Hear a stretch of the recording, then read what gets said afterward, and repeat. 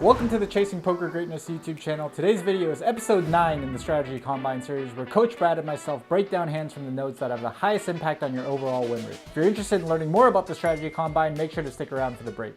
But first, here's this week's episode of Tactical Tuesday. Welcome to another episode of Tactical Tuesday. Unlike last week, John is finally sobered up. I, took him behind the saloon and dunked his head in cold water, and he's ready to rock and roll. He's getting himself together and under control. How you doing, sir? Pretty good. Looking forward to a sober review of this King 9 of clubs now that I can finally see straight again. Yeah, first day of the rest of your life. All right, so we're playing 10-20, three-handed. The small blind is a fish or a white belt.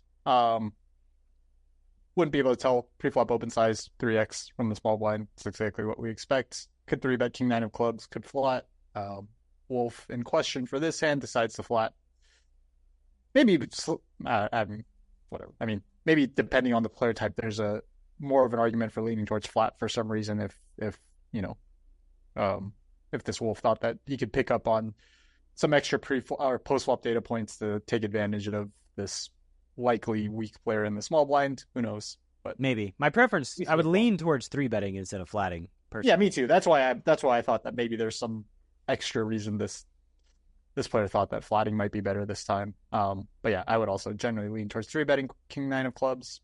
Well, any case, here we are. Well, pretty good. Ace King 5 with a club. Second pair, 120 in the pot. We got 2K behind, and villain bets a third. I mean, this seems the slammiest of slam dunks. Yep. Calls. No, we're not asking bluff catching questions just yet. Got a slam dunk call. 7 of diamonds on the turn. Flush completes. So now we got Ace King 7-5 with 3 diamonds. And the small blind checks the turn. I think we have a couple options here. We can do some betting on the turn and likely check back the river, or we can check back the river and check back the turn and bluff catch the river, depending on size. Maybe even value bet, depending on what the river is. You leaning towards checking or betting? I would pretty confidently bet a third on the turn, and target villains single diamond type hands. Queen X with a diamond, Jack X with a diamond, 10X with a diamond, maybe like 5-6 off with the diamond or 7-8 off with a diamond.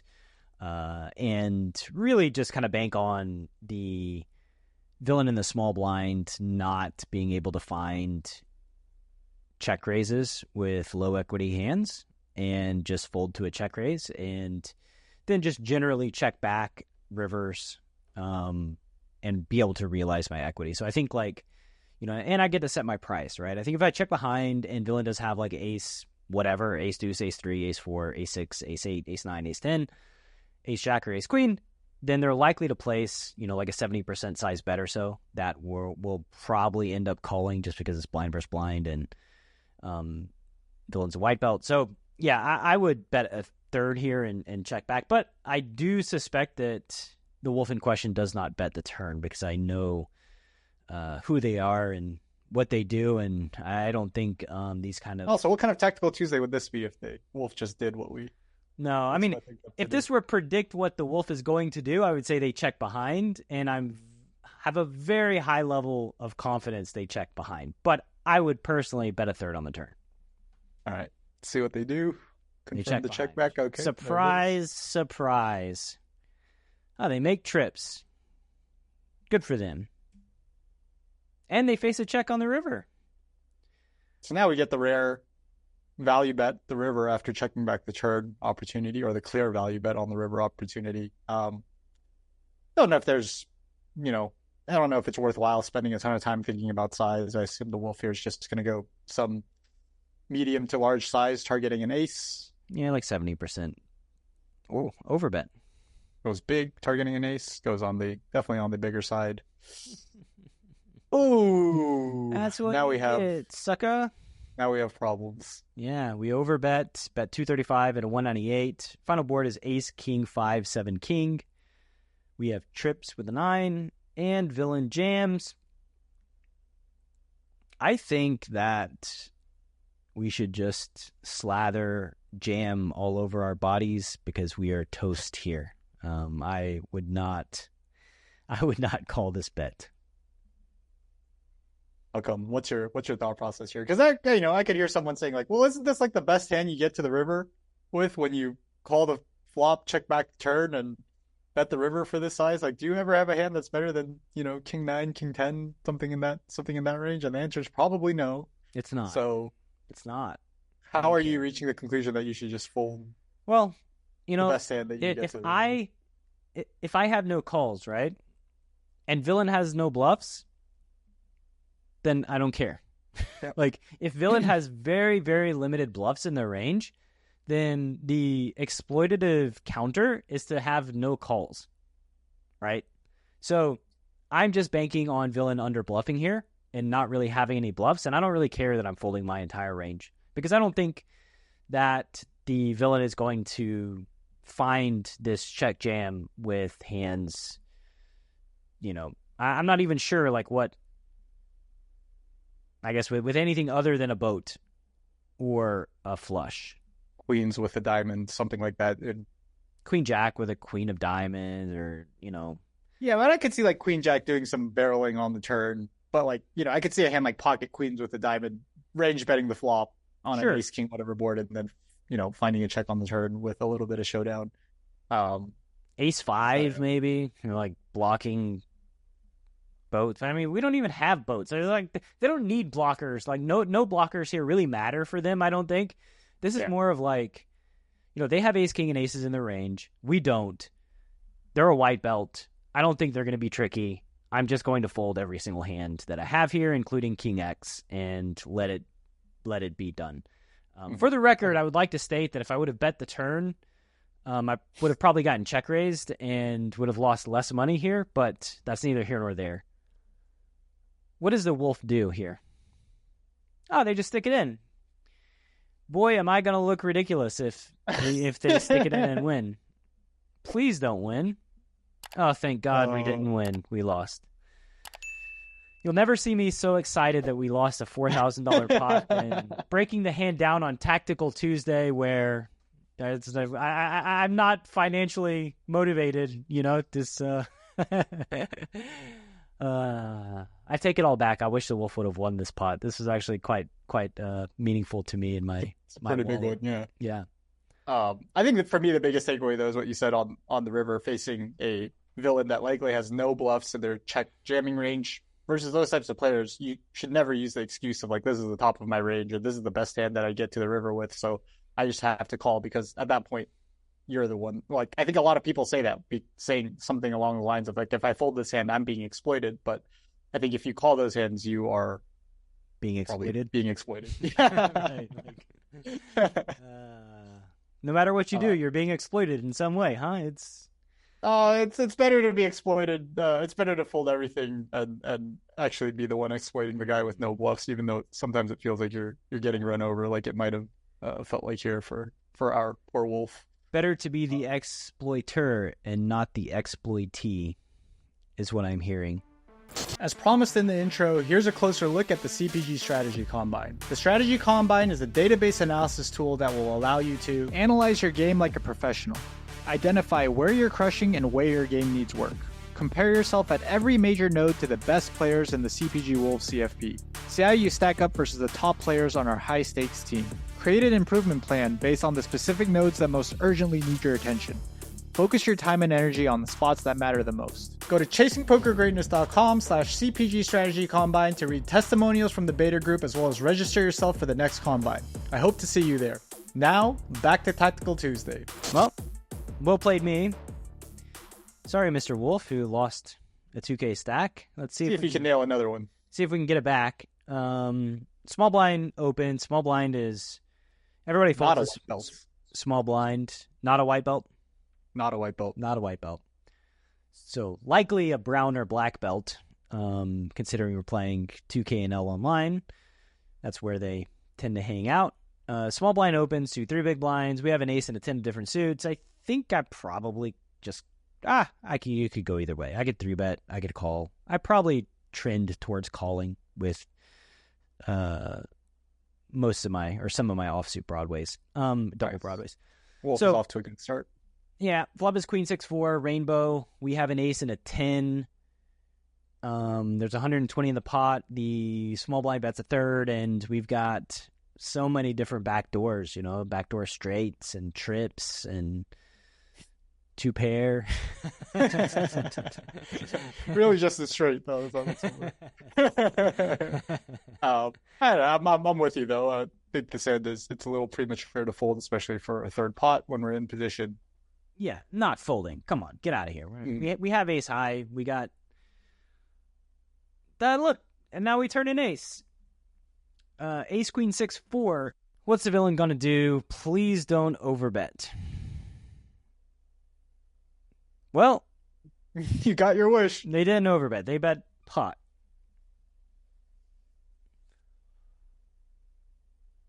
Well, Godspeed, my friend.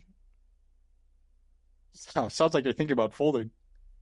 I'm not thinking. I mean, you can't fold a turn. I'm just trying to think about what to do on the river, which is the more difficult of these two streets. If we call the turn, like villain can check the river, which would be delightful. Just a salve on my weary bones. But my suspicion is that there will be no checking. Mostly because that would be a really lame hand for you to bring into Tactical Tuesday. So we call. You can't fold. I mean, they have bluffs, right? Like they have 7-8. They've got 7-5. They've got King Jack. They've got King 10.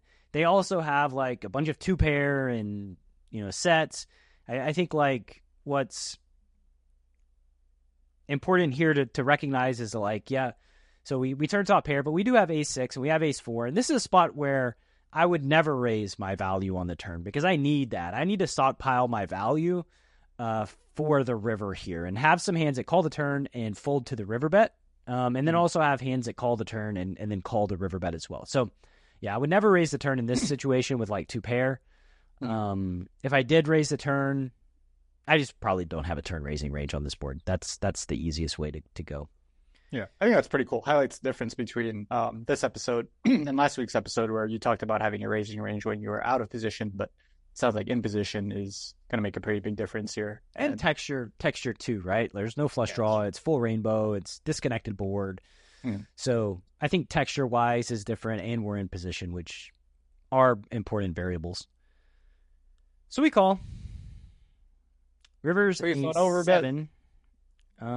Another hand, by the way, now that we're here, I think like 3-5 and 7-5 would also be hands that we can call the turn with that make strong hands. Because again, like what we're trying to kind of accomplish here on the turn is like on the turn, I'm not gonna lie, we're kind of screwed. We're feeling bad, and so like we need to be able to have some sort of value in our river range by the time the river gets here. And like a hand like 7-5, a hand like 3-5, the open enders can make straights, and straights are very strong hands. And so like I would call the turn with 7-5, I'd call the turn with 3-5, and then all my sets and all my two pair. And then once I've kind of got, that thought or have that like strategic piece in place, now I'm feeling much better just folding the ace 10 when they jam the river, when they bet big on the river. Yeah. Just knowing that you have better hands that can have an elite unit, a whole bunch of better hands that can defend facing the jam on the river. Yep. Yeah, I have an elite unit of soldiers that can deal with this river bet. And unfortunately, this hand is not an elite soldier. It's more like a, I don't know, mid-tier guy that's going to be taken out pretty quickly. Or the mid-tier guy that hangs on until his dying breath. And I guess we're about to see. Do you have anything to say? What would you do on the river?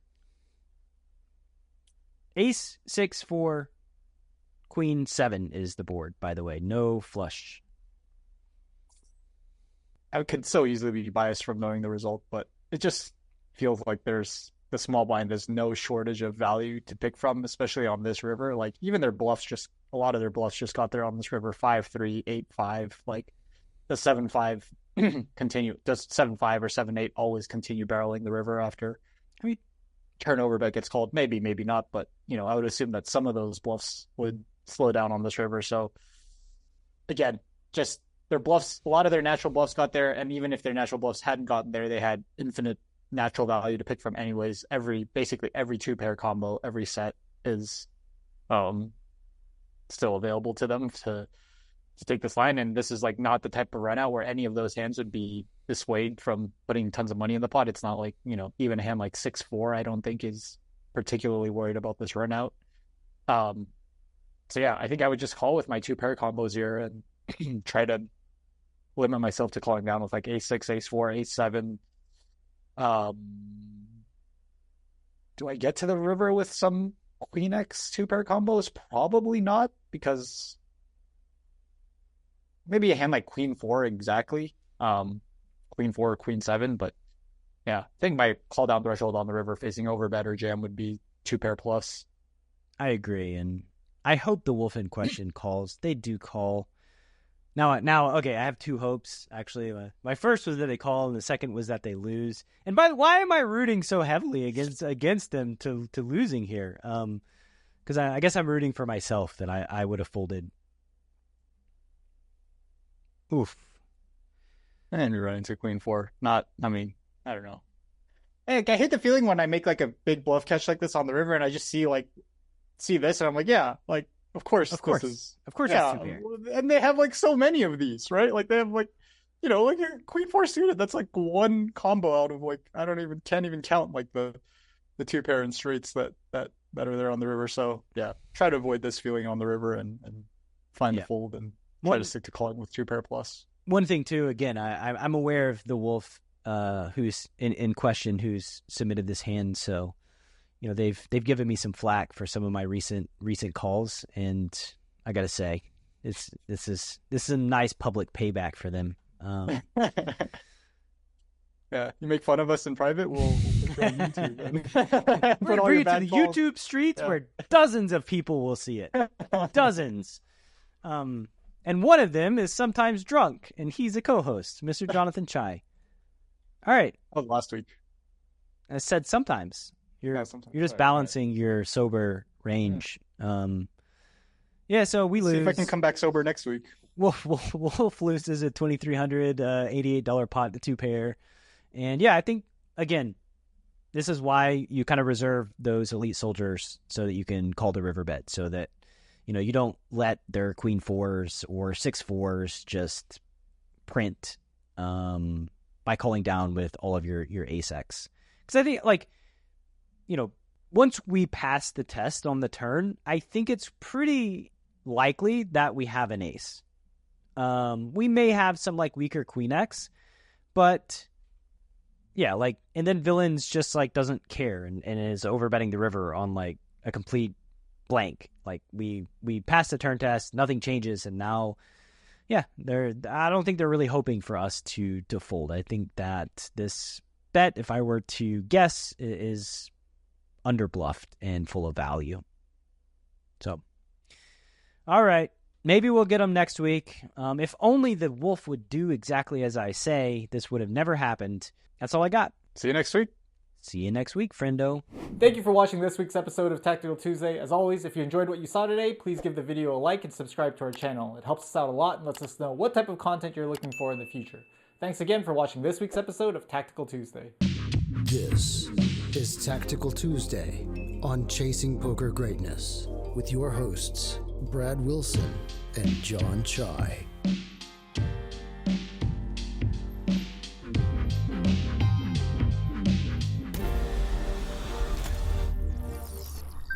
Coach Brad approved. Are you a lone wolf searching for the ultimate pack? The CPG Wolf program is a close-knit brotherhood hell-bent on one thing only: chasing poker greatness. Powered by bleeding-edge wolf strats and led by Coach Brad and his lieutenants, CPG Wolves are systematically prepared for almost any spot they'll encounter on the green felt. If you want to plug into an elite team and have a step-by-step game plan to realize your full poker potential, You can apply at cpgwolves.com. Space is limited, and the pack is only as strong as its weakest member. So only the hungriest, grittiest, and most driven will be accepted into the program. Applications are open at cpgwolves.com.